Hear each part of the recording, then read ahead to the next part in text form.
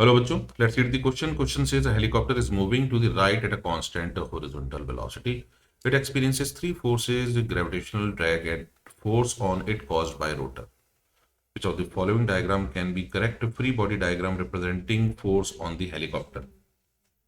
तो जैसा कि हमें मालूम है, अगर हेलीकॉप्टर पर हम फोर्सेस बनाएंगे तो ग्रेविटेशनल पुल तो लगेगा ही लगेगा डाउनवर्ड, यानी अर्थ की वजह से जो फोर्स लगेगा वो होगा डाउनवर्ड। तो ये हो जाएगा एफ ग्रेविटेशन।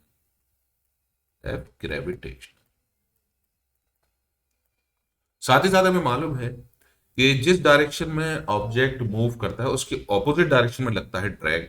यानी अगर ये मूव कर रहा है राइट तो इसका मतलब ड्रैग यानी एयर रेजिस्टेंस लगेगा लेफ्ट साइड, तो ये हो जाएगा फोर्स ऑफ ड्रैग।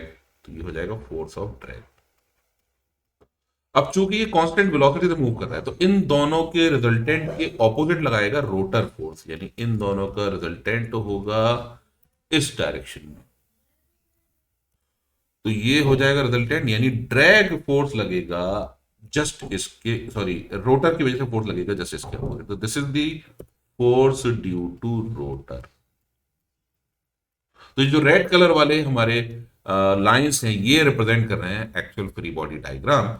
तो ये रिप्रेजेंट कर रहा है figure number 3। I hope you understood the solution. Thank you.